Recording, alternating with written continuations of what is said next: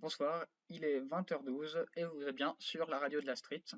Alors aujourd'hui, une émission spéciale avec un invité de marque qui n'est autre que le magnifique directeur de cette radio, qui est la radio Cancoyote, que nous accueillons sur le plateau. Bonsoir, bonsoir. Donc vous vous doutez bien que je ne l'ai pas invité pour aucune raison. Alors aujourd'hui, je vais dans un premier temps l'interviewer sur une de ses créations. Je le laisse l'énoncer. Alors, je travaille et j'ai bientôt fini de travailler sur un tuto Miarouder pour Monster Hunter Génération Ultimate.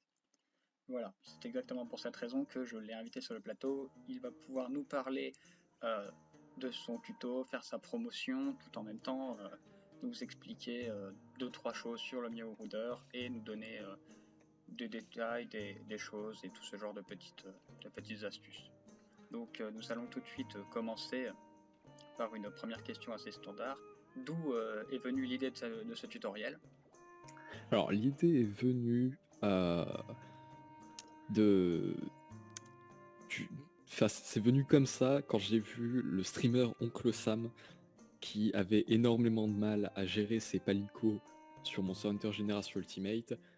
Et je me suis dit, quitte à faire un tuto Palico, on va faire un tuto Miarouder, parce qu'il faut répandre la bonne parole.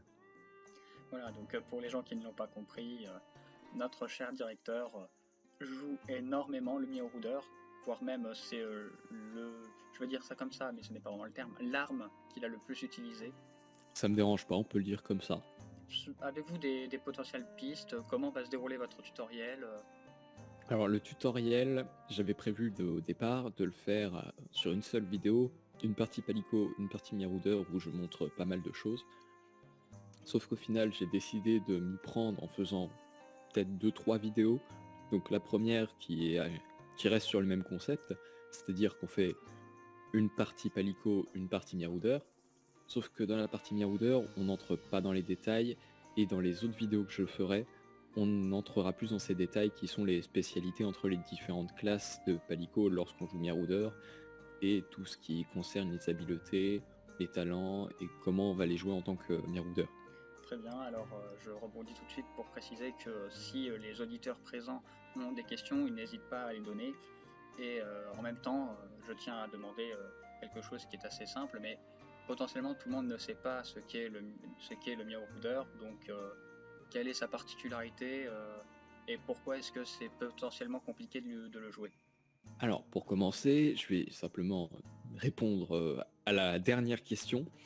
Il n'est pas particulièrement compliqué à jouer, c'est que les gens ne veulent soi-disant pas s'abaisser à cela. Et donc, le Miarouder, c'est le fait d'incarner le Palico, c'est-à-dire le petit chat qui nous accompagne, dans Monster Hunter.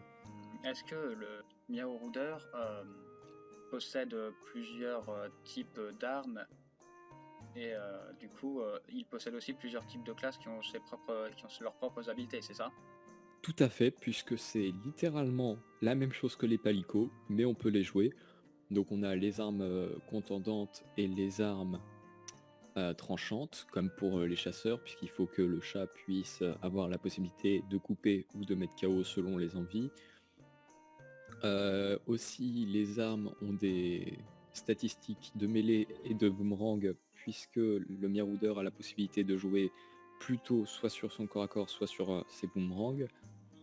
Et les habiletés, c'est pareil que les palicots, sauf que là, il va y avoir une jauge Miarouder à remplir, qui est un peu comme la jauge des arts de chasse, sauf que là, elle va permettre d'utiliser les habiletés Miarouder. Voilà, donc je vais tout de suite demander de, de- pour nos auditeurs de préciser quel type de Miaourouder il est possible de jouer et du coup quel type de palico il existe dans MH et si possible avec une petite phrase expliquer leur rôle ou leur but principal. Eh bien, c'est très simple. On va déjà commencer par dire qu'il y a 8 classes. Donc la classe classique est le leader, qui a pour but de donner des boosts d'attaque, de défense et d'un peu tout d'ailleurs aux camarades Palico qui se trouvent dans la quête, ou en tout cas dans la même zone que lui. Donc si un joueur qui ne joue jamais avec des Palico prend un leader avec lui et pas d'autres palico, ça ne sert à rien. S'il joue chasseur en tout cas, s'il joue Miraudeur, ça peut lui donner des buffs. Sinon ça ne sert pas à grand chose. Ensuite le soldat, tout est dit dans le nom, il va avoir pour rôle d'infliger de bons dégâts au corps à corps. Sa particularité en tant que Miraudeur, lorsqu'il est en état de colère féline, il a les capacités qu'a un chasseur avec le style de chasse voltigeur et peut donc rebondir sur les monstres pour mettre des attaques sautées. Le protecteur, le suivant, encore une fois tout est dit dans le nom, il va avoir pour rôle de protéger les autres personnes dans la zone et va donc prendre plus facilement l'aggro. Dans ses talents de base, il a des boosts de défense, il peut plus facilement utiliser la garde. Et d'ailleurs, en parlant de sa garde, son talent, enfin sa spécialité en tant que Marauder, c'est de posséder une garde Bushido, comme la lance et la gun lance. C'est-à-dire, s'il active sa garde au bon moment, il peut enchaîner sur quelque chose comme une attaque, enfin un début de combo ou un boomerang. Ensuite, le chapardeur, lui, c'est encore une fois dit dans le nom, c'est le principe, faut que les noms soient évocateurs. Il va avoir pour rôle de voler des composants de monstres pour faciliter l'acquisition d'armure pour les chasseurs ou pour les maraudeurs. Il aime bien aussi aller collecter dans les différents points qui traînent autour, mais à part ça, pas grand chose. En tant que Miraudeur, il peut lancer 3 boomerangs au lieu de 2 dans son combo de base. Sauf qu'au final, c'est pas tant une spécialité qu'il a pour lui, puisque le soigneur, dont je vais parler juste après, ainsi que le trappeur, peuvent le faire aussi. Donc le soigneur, encore une fois dit dans le nom, il va utiliser les cornes pour soigner les alliés de différentes afflictions, de problèmes de statut, parce qu'ils ont plus de vie, il va pouvoir mettre des buffs. Enfin, sa spécialité, en tout cas, c'est d'utiliser les cornes pour soigner les personnes autour. D'ailleurs, quand il utilise une corne, qu'il soit Miraudeur ou Palico, il aura un petit, mais très léger, soin en plus à la fin de chaque corne.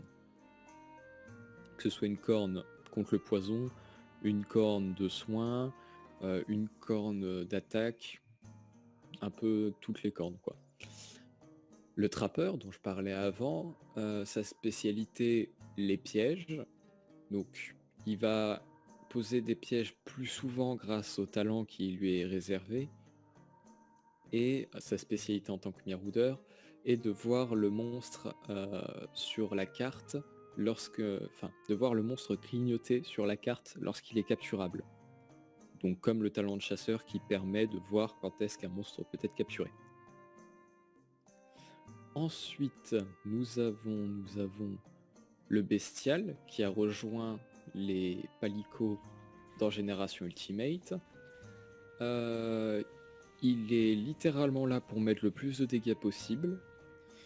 J'ai jamais utilisé de Palico bestial, mais j'ai déjà joué beaucoup de quêtes en tant que bestial. Et sa spécialité est d'utiliser son habileté transformation bestiale, qui va changer radicalement ses combos pour le rendre beaucoup plus agressif, et il va devoir finir ses combos pour augmenter une sorte de jauge. Une fois qu'elle a augmenté, il peut avoir un nouveau coup à la fin de ses combos. Et enfin, il doit m'en rester un qui est le bombardeur, qui est un peu mon préféré puisque j'aime bien jouer en embêtant les coéquipiers.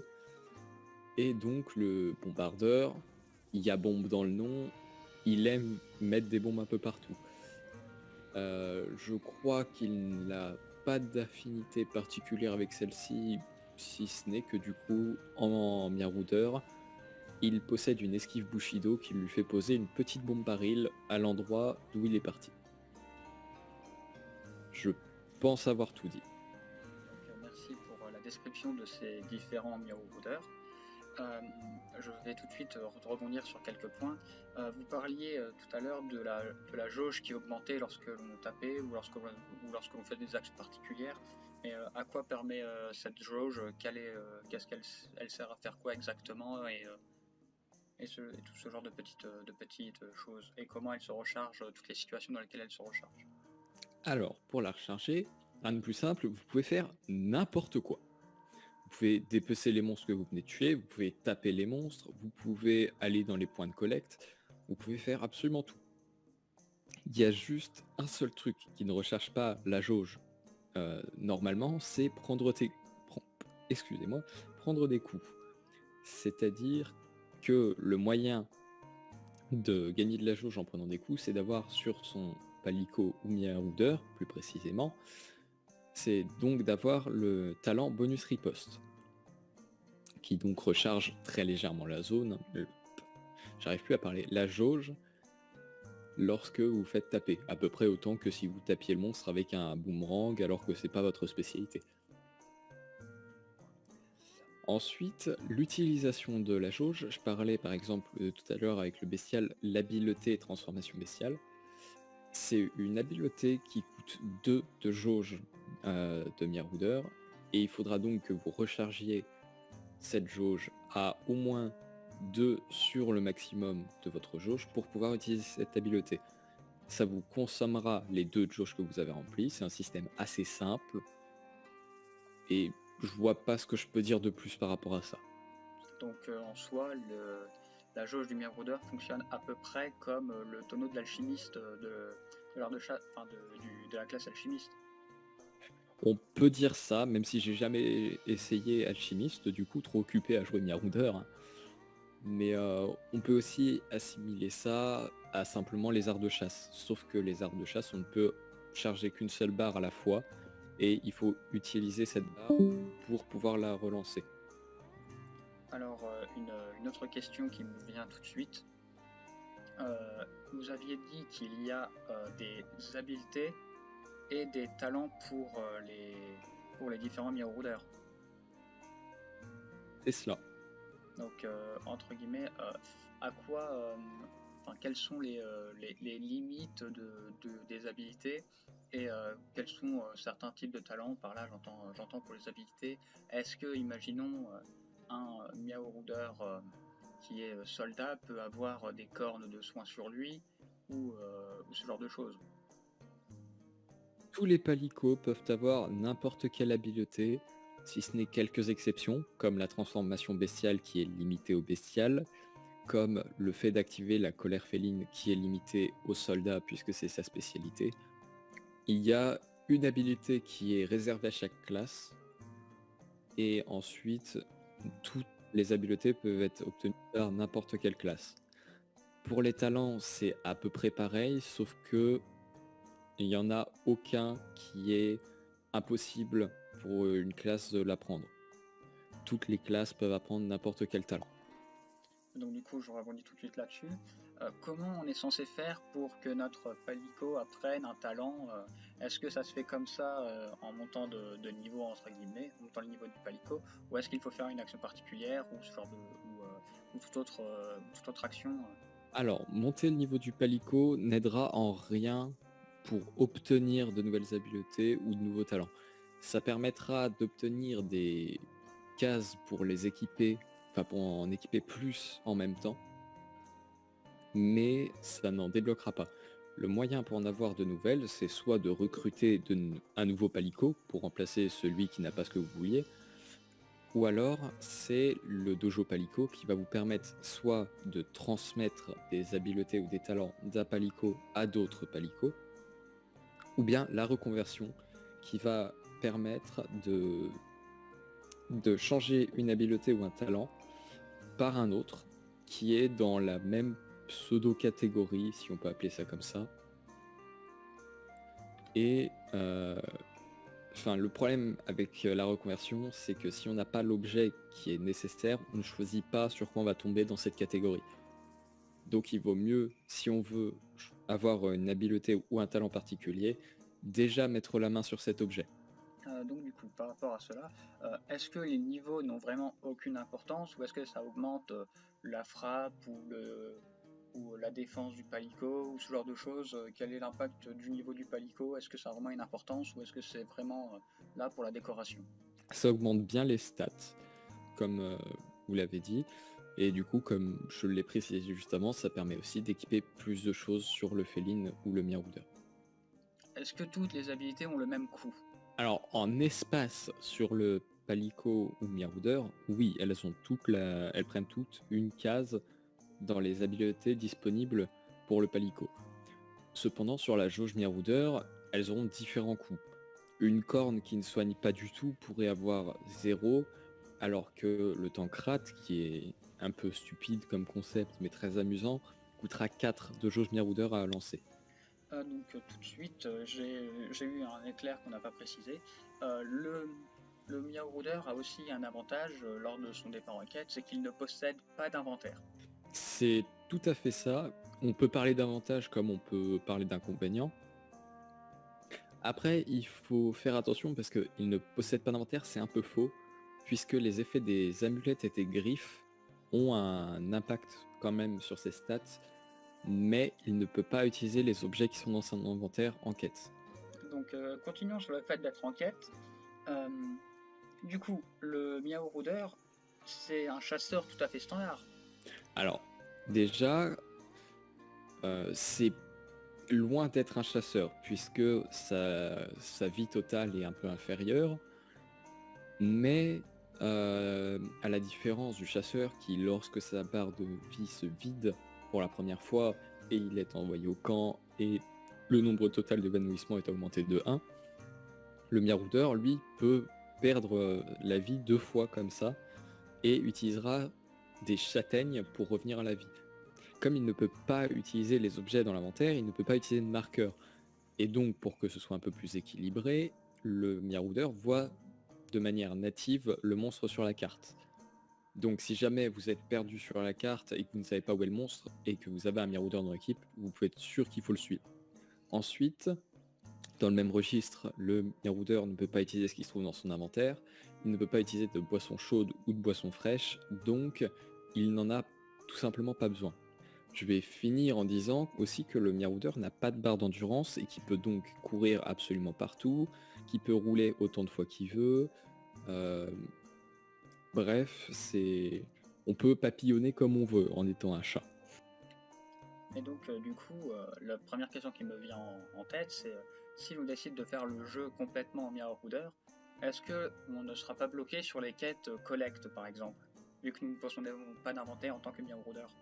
Alors, certainement pas, et il est même plus simple de jouer Miaroudeur pour des quêtes collecte, puisque le Miaroudeur, s'il doit aller chercher des insectes, utilisera un filet à insectes qu'il n'a pas besoin d'avoir dans son inventaire.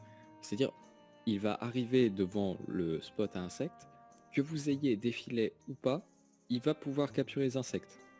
Pareil pour les minerais, pas besoin de pioche, ça peut se faire comme ça. Donc du coup, je vais poser une question qui peut intéresser la plupart des auditeurs. Votre Miaourouder préféré dans l'utilisation, je vais dire, la plus fréquente, et celui que vous préférez jouer, s'il est différent? Alors, celui que j'utilise le plus souvent, c'est le chapardeur, puisque c'est le palico, ou plutôt le Miaroudeur, qui permet de mettre le plus de dégâts, car c'est lui qui a le plus d'attaque à distance en stats de palico.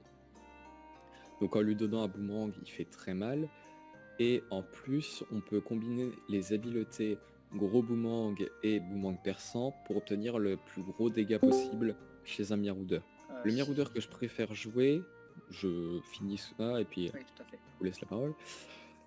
Le Miaroudeur que je préfère jouer, c'est le bombardeur, puisque comme je le disais tout à l'heure, j'aime bien lancer les bombes sur les coéquipiers. C'est pas très professionnel, mais c'est amusant. Si vous deviez, par exemple, donner des conseils à une personne qui décidait de vouloir se lancer dans l'utilisation fréquente des Miaourouders, est-ce qu'il y a des conseils en particulier? Est-ce que c'est bien de se renseigner sur quel type d'habilité il faut mettre? Ou est-ce qu'il y a des, je vais dire ça comme ça, des combos miracles qui fonctionneront parfaitement, où on ne peut pas avoir besoin par exemple de fantaisie ou de créer ses propres combos? Alors, en termes de dégâts, il y a plus ou moins du coup la technique miracle du gros boomerang perçant.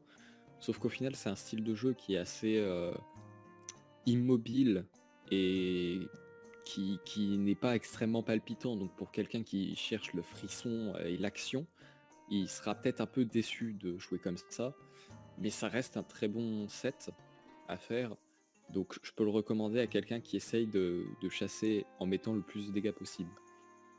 Après, pour un nouveau joueur Marauder, je lui dirais qu'une seule chose, c'est qu'il est libre, puisque le Marauder a plus de possibilités que le chasseur n'en a, et on peut donc explorer tout ce qu'on veut.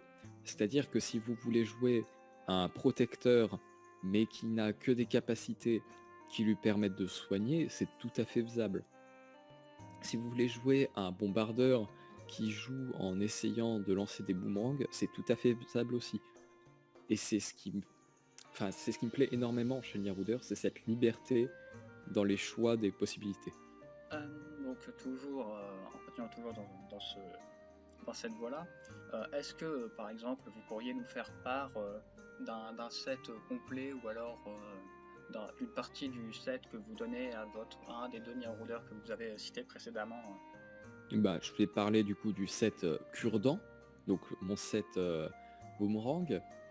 Les points essentiels selon moi sont du coup boomerang perçant et gros boomerang, puisque c'est ce qui va mettre le plus de dégâts. Un méga boomerang peut être intéressant, mais il ne se marie pas avec les deux autres, donc peu importe si l'un des deux autres est activé, l'effet ne s'activera pas sur celui-ci. À côté, je conseille le talent Tir Plus, qui est un talent qu'un palico spécial a, donc il faut aller le recruter avec le contenu téléchargeable. Et ce talent permet de mettre plus de dégâts de loin, donc il augmente les dégâts qu'on met avec des boomerangs. Ensuite, comme habileté, j'y retourne, je conseille la roulade apaisante, puisqu'elle permet un soin plutôt efficace, tout en supprimant les afflictions de statut au moment où elle est lancée, et en donnant une période d'invulnérabilité durant toute l'habileté en fait. Et enfin, je recommande la châtaigne défendue, qui va vous utiliser une châtaigne, donc une possibilité de revivre, mais en contrepartie va vous soigner obligatoirement toute votre vie, va vous remplir votre jauge Marauder d'environ 3 points de jauge. Donc honnêtement, c'est tout bénef. Donc du coup, je vais rebondir là-dessus. On peut utiliser ces châtaignes, mais est-ce qu'on peut les regagner d'un tierce moyen, ou est-ce qu'il y a une capacité qui permet d'en récupérer, ou elles sont vraiment limitées? Alors pour les regagner, il suffit d'aller dormir au camp. Mais si on utilise la châtaigne défendue, on perd la châtaigne durant toute cette vie-là. Donc il faudra mourir pour récupérer les 2 châtaignes. Une dernière question encore.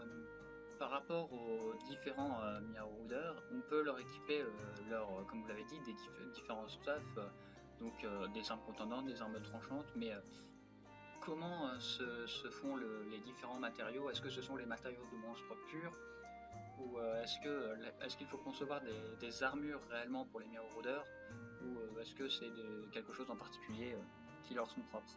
Alors les matériaux sont au début du jeu des minerais, des choses comme ça. Parfois ce sont des insectes et des bouts de bois de Yukumo ou des choses comme ça. Mais la plupart du temps, on va nous demander ce qu'on appelle des débris, c'est-à-dire des restes des matériaux de monstres. Et pour les avoir, il y a plusieurs moyens. C'est-à-dire qu'il y a les chasseurs de monstres qu'il faudra envoyer avec D'Artamiaou au Ranch Palico, ou du coup à votre chambre grâce au chambellan. Sinon, on peut tout simplement faire des armures pour chasseurs ou des armes ou les améliorer. Si vous faites une arme par exemple en grand Macao, ça vous donnera quelques débris grand Macao pour ensuite faire de l'équipement pour votre palico. Je trouve cette mécanique assez intéressante, puisque du coup le chasseur peut s'équiper comme il souhaite sans trop se préoccuper de son palico, mais en ayant quand même la possibilité de lui faire un équipement potable avec les restes de ce que lui s'est fait. Et pour finir, le dernier moyen d'avoir les débris, simplement parler au forgeron Palico, aller dans la liste des débris, lui demander de faire les débris qu'on veut à partir des matériaux de monstres, et on a les débris qu'il nous faut. Et je pense avoir fait sinon à peu près le tour des questions que je voulais poser par rapport au Mio Ruder. Je pense avoir à peu près visité tous les coins possibles. Je ne sais pas si vous avez des informations en plus que l'on n'a pas données qui sont cruciales ou si on aurait fait à peu près le tour. Je pense avoir dit à peu près tout, mais du coup, s'il y a la moindre question, j'y répondrai avec plaisir. Alors, une question qui a été posée, est-ce qu'il y a une date de publication ou alors une fourchette pour la publication du tutoriel? Pour l'instant, c'est entre le dimanche de cette semaine et le dimanche de la semaine prochaine. Du coup, je vais profiter de cette question pour demander à peu près une petite fourchette, combien de temps dure le tuto complet, si l'on décidait de le regarder d'une seule traite. Alors, la première vidéo doit durer environ 40 minutes, puisqu'il y a la partie Palico puis la partie Miarouder. Pour ce qui est des vidéos à venir, je peux plus ou moins me faire une idée, mais je suis pas sûr du tout de ce que ça donnerait. Mais du coup, je dirais qu'il y en aurait environ pour 10 minutes pour, par exemple, présenter les particularités de chaque classe. À côté, pour présenter certaines habiletés qui me tiennent à cœur, comme le duo de boomerang, je pense que ça prendrait plus 20 minutes ou quelque chose comme ça, puisqu'il y a beaucoup d'habiletés à présenter. Toujours, je mets une petite question personnelle. Est-ce que vous allez faire des vidéos dans vos tutos qui sont spécialisées sur quel est le moyen le plus efficace de jouer ce Palico, ou alors pour présenter des sets amusants, fun ou justement optimisés? J'en ferai absolument pas. Parce que comme je l'ai dit, pour moi, le Miarouder a une grande liberté et permet aux joueurs de vraiment choisir ce qu'ils veulent jouer. Et donc je veux que les joueurs puissent découvrir eux-mêmes ce qu'ils préfèrent faire avec le Miarouder. Alors une autre question. Comment seront présentés les tutoriaux exactement?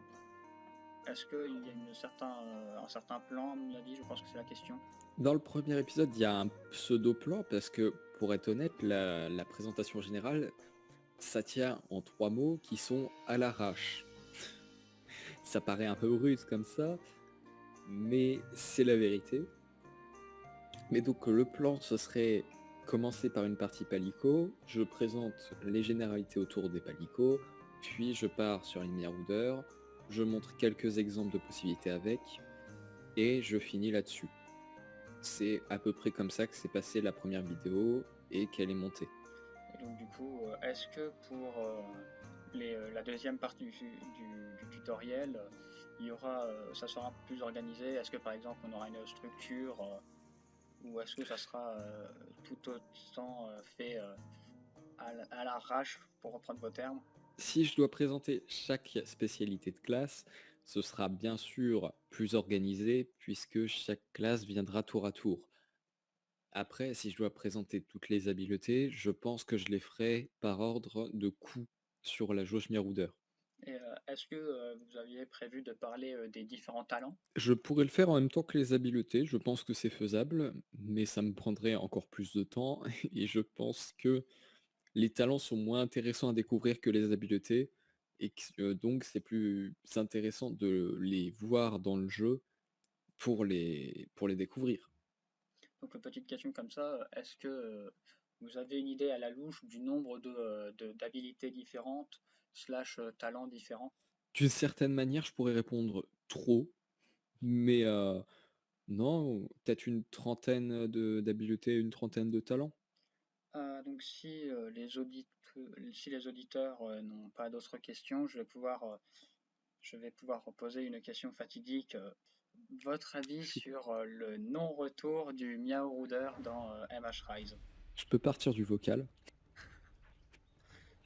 Non, j'aurais évidemment beaucoup aimé qu'il soit de retour, mais ce n'est pas le cas. Je vais partir du principe qu'il n'y sera pas, comme ça si jamais il y est, au moins je serai très heureux, sinon je ne serai pas trop déçu. Mais c'est vrai que j'aurais beaucoup aimé qu'il revienne, puisque c'est toute ma vie maintenant, le Mirror. À mon avis, je pense que le fait qu'il ne l'ait pas mis, ça doit être pour la nouvelle fonctionnalité qui a été implantée. Et donc je pense qu'ils auraient dû utiliser cette nouvelle fonctionnalité à chaque fois, le Weirbug, pour chaque type de Meowruder. Et donc je pense que c'est surtout pour ça qu'ils ne l'ont pas mis. Après, je ne sais pas si, si vous avez un avis plus poussé sur la question. Je suis assez d'accord avec ça et je pense qu'il y a aussi la possibilité que les gens team chien se soient plaints que le Meowruder soit là, mais pas je sais pas, le chien roudeur. Enfin bref, je pense qu'ils ont aussi eu un peu peur de ça et que du coup, ils ont décidé de laisser le Meowruder à jamais à génération. Comme ça lui fait une spécialité en plus des monstres déviants. Après, comme vous venez de le dire, la nouvelle apparition du nouveau compagnon, donc le Chomsky ou alors le pile-poil, comme vous préférez l'appeler, euh, va potentiellement rajouter autre chose, un nouveau style de gameplay, mais il ne faut pas oublier que le Miao Ruder a mis, je dirais, 2-3 jeux avant de pouvoir être jouable, donc c'est plutôt logique que le Chomsky n'aurait pas pu l'être directement. Surtout que je pense que le Chomsky là est en prototype. Et surtout, oui, sur la démo, le Chomsky, c'est une purge. On ne peut pas attaquer parce qu'il nous flinche à la moindre de ses attaques, et donc c'est assez ignoble. Donc du coup, maintenant que nous sommes partis sur ce sujet, je pense que nous allons présenter la deuxième partie du sujet, qui va être parler de Rise, donc du nouveau MH qui va sortir sous peu, le mois prochain. Donc est-ce que vous avez un avis concret sur la sortie, des espérances, des espoirs ou autre chose? J'ai toutes les espérances du monde, j'ai tous les espoirs du monde. C'est le jeu que je dois avoir le plus attendu de toute ma vie jusque-là. Enfin, l'annonce a été faite en septembre. Les gens qui étaient avec moi depuis ce moment-là savent à quel point j'attends le jeu. Enfin, à chaque fois qu'il y avait un trailer, le lendemain, je leur rabattais les oreilles en leur disant je veux jouer à MH Rise. C'est infernal. Très bien, donc toujours par rapport à Rise, bien évidemment. Le Weirbug, un avis particulier Alors, c'est un concept assez intéressant puisque du coup c'est une nouveauté qui permet pas mal de choses, qui offre beaucoup de liberté en termes de déplacement. Mais justement, la liberté en termes de déplacement que cette nouveauté apporte est un peu contrebalancée par la présence du Chomsky qui du coup permet de courir plus vite que ne le ferait un chasseur qui est en train d'escalader les montagnes. Donc pour ça, je trouve c'est un peu dommage. Mais sinon, la mécanique de Wirebug sur les armes est quelque chose d'assez intéressant puisque ça fait plus ou moins le retour des arts de chasse, mais sans dire que c'en est. Donc du coup, nous allons pouvoir partir sur le sujet des armes. Alors, y a-t-il une arme dans la démo que vous avez pu tester qui est sortie du lot? Alors, d'une certaine manière, oui. Il y a la Hunting Horn qui a tellement changé qu'on ne dirait plus que c'est la Hunting Horn. Parce que avant, vous étiez assez sur du placement, à choisir vos timings pour attaquer parce que sinon vous vous preniez un coup puisque l'arme était assez lente et lourde. Et à côté, maintenant, vous êtes très léger. Vous n'avez plus besoin d'activer les mélodies, il suffit de faire les notes qui sont demandées. Donc à voir comment ce sera dans le jeu complet, voir si c'est toujours 2 notes d'une même couleur pour activer une mélodie. Même si personnellement je pense que c'est la démo qui veut ça pour se permettre plus simple et attirer un peu les nouveaux joueurs sur la Hunting Horn qui était réputée pour être compliquée. Mais sinon, les armes sont assez similaires à avant pour être honnête. Il y a quand même quelques déceptions comme l'insectoglaive qui a des wirebugs qui lui sont complètement inutiles et qui met aussi excessivement peu de dégâts, que ce soit en aérien ou au sol. À côté, l'arc, même problème, il met beaucoup trop peu de dégâts, même avec le buff d'attaque qui est l'un de ses wirebugs. Enfin, on avait tenté une fois avec des personnes en multijoueur de faire un 4 joueurs arc.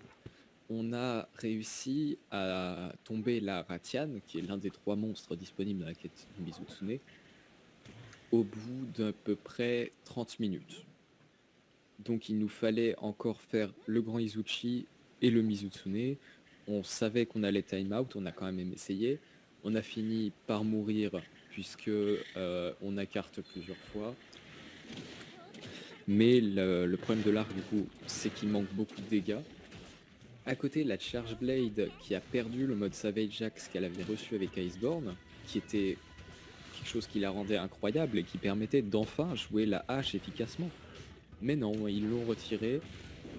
Et maintenant la hache met autant de dégâts que l'épée lorsqu'elle frappe. Ce qui est complètement stupide. Enfin, selon moi. À côté, bon, j'ai bâché 3 armes, maintenant je vais passer sur celle que j'apprécie plus. La Switch Axe, qui était mon arme principale sur World et sur Iceborne, a reçu une amélioration folle, c'est-à-dire qu'on peut charger la hache et que cette fois ça a un vrai impact. C'est-à-dire que l'on a des pseudo-fioles, un peu comme sur la Charge Blade lorsqu'on frappe avec la hache. Donc ça fait 5 dégâts en plus, mais c'est toujours ça de prix. À côté, il y a le marteau qui était ma deuxième arme sur World, qui est devenu presque ma première arme sur la démo de Rise, qui a donc un pseudo retour du Bushido, pas du Bushido, pardon, du Valor. C'est-à-dire que vous allez pouvoir, lorsque vous chargez votre marteau, passer dans un pseudo Valor, donc passer le marteau en bleu, et les coups que vous mettrez seront un peu différents, et vous aurez la possibilité de faire un petit pas qui vous repassera sur le marteau de base, mais en conservant votre charge. Donc c'est des possibilités assez intéressantes qui sont proposées avec les différentes charges du marteau, et je trouve ça pas mal. À côté, l'arme qui m'a beaucoup surpris, c'est la gun lance, puisque j'ai jamais compris le principe, j'ai jamais réussi à la jouer, et dans Rise, je m'éclate avec. Donc je pense que je vais beaucoup la jouer sur le jeu complet, et même si c'est pour triple carte, je pense que ça va bien m'amuser. L'autre révélation que j'ai eue, c'est la LBG, qui est donc Lightbowgun pour ceux qui n'ont pas les abréviations. La surprise, c'est les mines que l'on peut poser sur le monstre grâce au Wirebug, qui font des dégâts très honnêtes, puisqu'ils font les mêmes que quand la mine est posée au sol. Et ça permet donc de faire beaucoup plus de dégâts que ce que l'arme peut laisser penser. Après, pour finir, toutes les armes ont vraiment changé. Enfin, même si les combos de base peuvent rester les mêmes et tout ça, la sensation quand la manette est dans les mains, c'est plus du tout la même. Et dans tous les cas, chacun doit se faire son avis sur les armes, savoir si elles sont mieux, si elles sont moins bien. Moi j'ai dit ce qui me plaisait moins, ce qui me plaisait plus. Je vais en rester là pour ça. Du coup, je vais tout de suite enchaîner avec une question qu'à mon avis des auditeurs se posent actuellement. Avez-vous déjà une idée de l'arme que vous allez utiliser pour faire l'histoire Alors j'aimerais pouvoir répondre Mirawooder, bien évidemment. Mais blague à part, comme je l'ai dit, je pense jouer pas mal Gunlance, puisqu'elle m'amuse beaucoup. Je pense aussi jouer plutôt pas mal Katana, puisque je peinais avec aussi sur World et je m'en sors pas mal sur la démo. Sinon ce sera du marteau, de la Switch Axe et peut-être un peu de LBG. Alors, que pensez-vous aussi de la nouvelle fonctionnalité qui remplace le fait de chevaucher des monstres? Alors les combats de Pokémon c'est amusant, mais dans la mesure où ils ne sont pas obligatoires. C'est-à-dire que là, on est obligé de monter sur le monstre lorsqu'il a pris suffisamment de dégâts de coups montés ou d'attaque Wirebug. Et je suis pas le seul que ça gêne, c'est vraiment quelque chose qui est problématique. Puisque le monstre est arrêté pendant un bon moment, on pourrait en profiter pour frapper. Mais du coup, ils ont fait qu'on est obligé de monter le monstre. Donc je pense que c'est justement parce que le monstre est vraiment arrêté pendant beaucoup de temps, ils ont fait en sorte qu'on soit obligé de le monter. Mais je pense à la limite réduire la durée d'arrêt du monstre pour qu'on puisse le frapper et qu'on ne soit pas obligé de monter dessus. Après, c'est un choix de Capcom, ils se respectent, ils ont probablement réfléchi pendant des heures à propos de ça. Mais une mécanique qui ne soit pas obligatoire, ce serait mieux, puisque les joueurs d'Iceborne ont eu déjà beaucoup de mal avec le Clutch Claw qui permettait du coup de mettre les monstres dans le mur. C'était presque quelque chose d'obligatoire pour mettre des dégâts, et au final, on jouait tous témérité pour gagner en attaque, en défense, et en affinité plutôt qu'en défense, lorsque le monstre s'énervait. Mais donc vraiment, pour moi, il faudrait qu'il change légèrement la mécanique et elle serait bien. Mais le concept de base, en tout cas, est très sympathique. Ça rappelle un peu Monster Hunter Stories, il y en a qui plaisantent là-dessus, et c'est justement assez drôle. Donc du coup, là, je pense que nous allons plutôt partir... Non, on va finir là-dessus. Les monstres qui sont présents dans cette démo sont à peu près tous connus, sauf un. Si je ne dis pas de bêtises, il s'agit du grand Kizuchi. C'est ça. Et donc nous avons dans cette démo présente un Rathalos ou une Ratian et Mizu. Seulement une Ratienne. Et Mizu Tsune qui a été beaucoup apprécié dans Gen, du coup pour être de retour dans Rise. Pour le coup, Mizu Tsune est devenu vraiment cancer, car son Fléau-Bulle était déjà assez handicapant dans Génération et Génération Ultimate, mais on pouvait s'en débarrasser si un allié nous frappait. Maintenant, non seulement le personnage peut encore attaquer, il est plus coincé dans la bulle, mais il va juste glisser. Mais du coup, on se dit on peut attaquer, mais en fait non, parce qu'on glisse tellement qu'on ne va jamais toucher le monstre. Par exemple, vous êtes une grande épée, vous voulez préparer votre grosse attaque chargée et tout ça, bah non, vous allez glisser et passer à côté du monstre. C'est dommage, parce que du coup, si le monstre vient de tomber, passer à côté de l'opportunité de lui mettre un gros coup à la Great Sword, c'est un peu dommage. Et l'autre problème que j'ai avec ça aussi, c'est que du coup, les alliés ne peuvent plus frapper, ne peuvent plus vous frapper pour vous enlever le Fléau-Bulle. Vous êtes obligé d'utiliser un nettoyant ou d'attendre qu'il passe. Ou de prendre un coup d'un monstre. Mais c'est moins agréable. Donc du coup, je pense que nous avons parlé d'à peu près tout ce qu'il y a sur la démo. Il reste encore, s'il y a des points que je n'ai pas parlé, mais il reste encore quelques points dont je voudrais parler qui seraient plus de la théorie plutôt que quelque chose de vrai et d'annoncé. Avant de passer là-dessus, je ne sais pas s'il y a quelques points que j'aurais pu oublier, quelques détails de gameplay qui me seraient passés à l'esprit. Déjà présenter Rise comme étant, entre guillemets, comme étant, on va dire, une suite dans le style de MH World. Ça, c'est oui et non, puisque, comme on le sait, chaque jeu Monster Hunter, à part les Ultimate, sont assez indépendants les uns des autres, puisque chacun apporte ses propres mécaniques. Et j'entends par là, ils ont décidé de garder le système plus de transition, plus de temps de chargement entre les zones pour laisser un environnement beaucoup plus libre et aussi beaucoup plus agréable à traverser grâce au Weird Bug qui nous permet de littéralement escalader toutes les montagnes qui rentrent sur la map. Cela dit, il y a certains murs qu'on peut prendre avec les palamutes, mais les palamutes sont assez buggés. Il y a des vidéos par exemple des gens de la team Darkside qui ont fait des tests et à un moment son palamute est monté sur un mur à côté de celui sur lequel il pouvait monter et il s'est retrouvé à escalader le ciel, littéralement. Après c'est une démo donc il peut y avoir des changements qui vont être effectués. Et on espère qu'il y en aura. Donc voilà, je vais partir sur les questions de théorie. À votre avis, l'histoire, est-ce qu'on va se retrouver avec une histoire plus dans le mode MH World où tout le monde peut rejoindre les quêtes des autres et dans ces cas-là les monstres auront un certain pourcentage en plus de vie, d'attaque et ce genre de choses, ou alors est-ce qu'on va plutôt se retrouver sur un MH entre guillemets traditionnel où on va avoir nos quêtes en solo et des quêtes en multijoueur? Pour ça, j'en ai pas la moindre idée. Il y en a aucun que je préférais à l'autre, puisque c'est tous les deux des façons de jouer que j'ai appréciées. Après, le mode solo, peut, pour certains joueurs, être un peu repoussant dans la mesure où ils préféreraient jouer en multi. Donc à voir ce que ça donne, et puis probablement que ce sera comme World. C'est-à-dire qu'on pourra rejoindre les quêtes histoire de ses amis.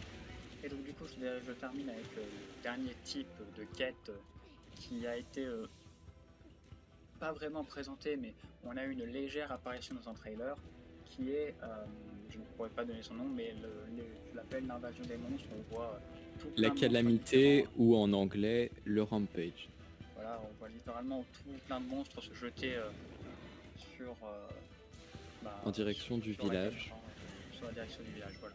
Est-ce que vous avez des théories du comment ça va se passer, est-ce que J'ai plein d'idées à ce sujet, puisque c'est un truc qui n'a pas été énormément dévoilé. Le peu qu'on en a vu, c'est qu'il y a des balistes.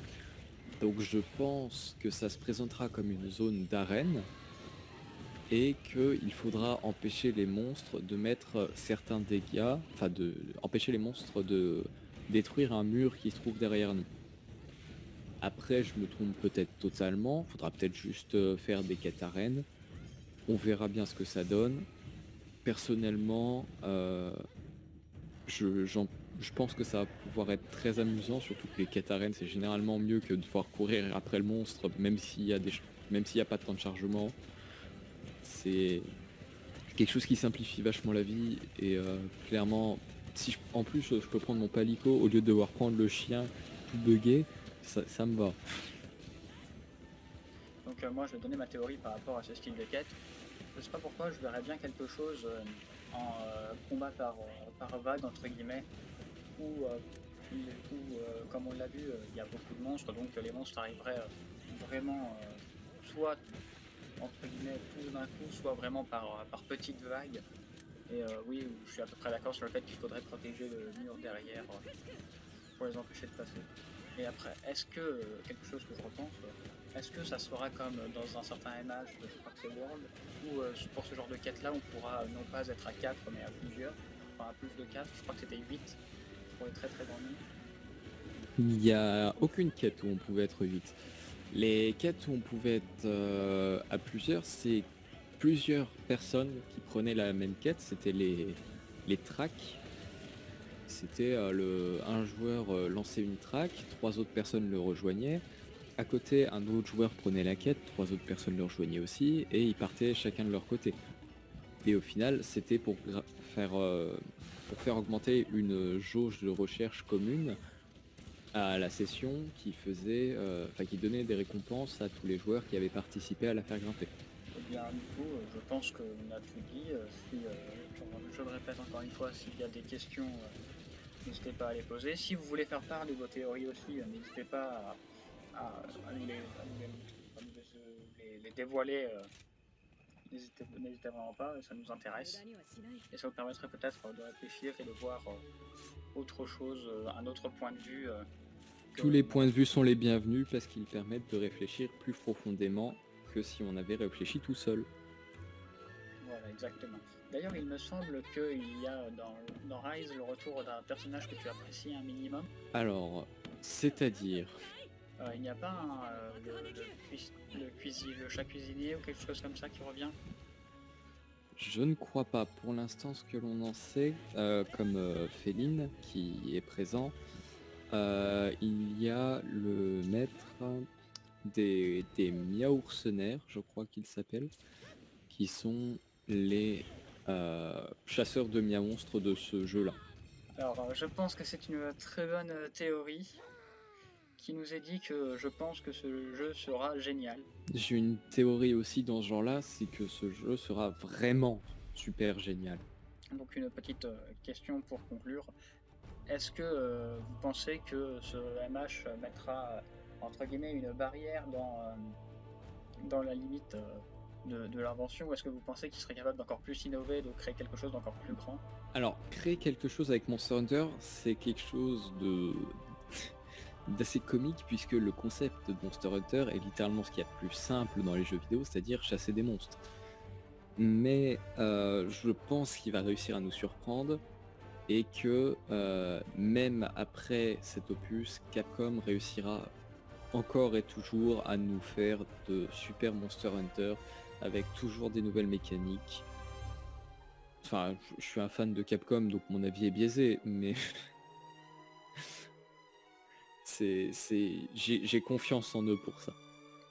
Donc je pense terminer rapidement en donnant moi un rêve que je pourrais avoir, qui serait d'avoir un MH où on se retrouverait avec tous les monstres présents dans les séries principales, sans considérer les MH sortis uniquement au Japon. Et après, le jeu qui s'en rapproche le plus jusqu'à maintenant, c'est Génération Ultimate, puisque c'est lui qui a comptabilisé le plus de monstres jusque-là. Même s'il y a beaucoup de sous-espèces, c'est, je crois, environ 130 monstres dans Génération Ultimate. Ensuite, il y a Monster Hunter World avec Iceborne, qui doit être à peu près 100 ou 90. Je pense qu'on va pouvoir conclure ici, donc on va pouvoir faire des remerciements spéciaux, parce que je sais que notre invité en a à faire. Alors évidemment, j'ai les remerciements spéciaux pour l'animateur qui présente cette émission, qui m'a proposé de participer. Remerciements à ceux qui ont été présents, qui ont participé ou même qui ont juste écouté. Et un certain remerciement pour du coup Oncle Sam, déjà, qui m'a motivé à faire le tuto Mirrorder. Enfin, motivé dans le sens où il me faisait tellement pitié que j'ai fini par le faire, c'est un peu comique. Mais pour finir, le plus gros remerciement, c'est à la communauté Monster Hunter, qui est incroyable, parce que y a des gens qui connaissent même pas Monster Hunter, qui arrivent par exemple sur un stream, qui demandent oh c'est quoi le jeu, ils vont être super accueillants. Si une personne se met à rejoindre le jeu, ils vont leur dire tout ce qu'il y a à savoir. Enfin, cette communauté est incroyable. Je vais en profiter pour faire ma pub. J'ai commencé à stream il y a un peu moins d'une semaine. Et en 2 jours, j'ai été raid par l'un des grands noms, si on peut dire ça comme ça, de la communauté de Monster Hunter sur Twitch française, qui est Don Stark. Et enfin, il m'a mis en PLS parce que j'étais pas prêt à ça. Mais cette communauté est juste pour moi la meilleure qui existe. Donc moi aussi, je vais quand même faire mes remerciements spéciaux. Je vais déjà remercier notre cher directeur qui aura pris du temps pour venir dans les locaux de cette émission et accepter de parler avec moi du sujet de MH et de pouvoir présenter son projet sur le Mirrorder. Le plaisir était pour moi. Donc je pense que bien évidemment quand ce sujet, quand ces vidéos seront sorties sur ce sujet, vous pourrez aller venir l'embêter en stream sur des points que vous n'auriez potentiellement pas compris. Je pense qu'il sera ouvert à la discussion. Alors évidemment, je serai ouvert à la discussion, à part si vous me demandez pendant que je fais ma sieste, parce que je suis pro Mirrorder du coup, donc évidemment je dors toute la journée, je mange toute la journée, j'embête tout le monde toute la journée. C'est important à savoir ça. Voilà, Mirrorder jusque dans le caractère. Mirrorder un jour, Mirrorder toujours. Hein. Donc voilà, mes derniers remerciements spéciaux sont pour tous les auditeurs qui sont venus aujourd'hui. Ce fut la plus grande soirée en termes d'audition que j'ai eu pour le moment. Peut-être que je battrai les records un jour, mais pour le moment, ce fut très très agréable de faire cette émission en votre compagnie et en compagnie de celle de mon invité. Comme conclusion, du coup, c'est merci Capcom pour ce jeu incroyable qui est Monster Hunter, et merci à la communauté MH d'être comme elle est. Eh bien, très bien, je pense que c'est sur ces mots que nous allons nous laisser. Et je tiens à préciser que tu voulais sûrement partir en stream juste après. C'est exact. Je vais peut-être m'accorder 10 minutes pour récupérer un peu de voix après avoir parlé comme ça. Peut-être même un peu plus. Mais du coup, d'ici 22h, ce sera lancé. Donc pour les personnes qui ne savent pas quoi faire de leur soirée, pour les auditeurs restants, vous pourrez le retrouver sur sa chaîne Twitch, en live, sûrement sur du Monster Hunter Génération. Génération Ultimate, ouais, pour commencer. Je vais tenter de faire un Fatalist blanc en solo avec mon Mirrorder. Et après, je partirai probablement sur la démo de Rise, puisqu'il faut que je m'entraîne. pour demain, puisque demain il y a le fameux All Quest Challenge organisé par Oncle Sam et la team de speedrunner TCT. Donc pour ceux qui veulent plus d'informations, n'hésitez pas à aller lui en parler. Et pour les personnes présentes sur la radio, vous avez un channel pour ça. Donc je vais pouvoir rendre l'antenne et vous souhaiter à une prochaine. Bien évidemment, la rediffusion sur YouTube, n'hésite pas à donner ton avis.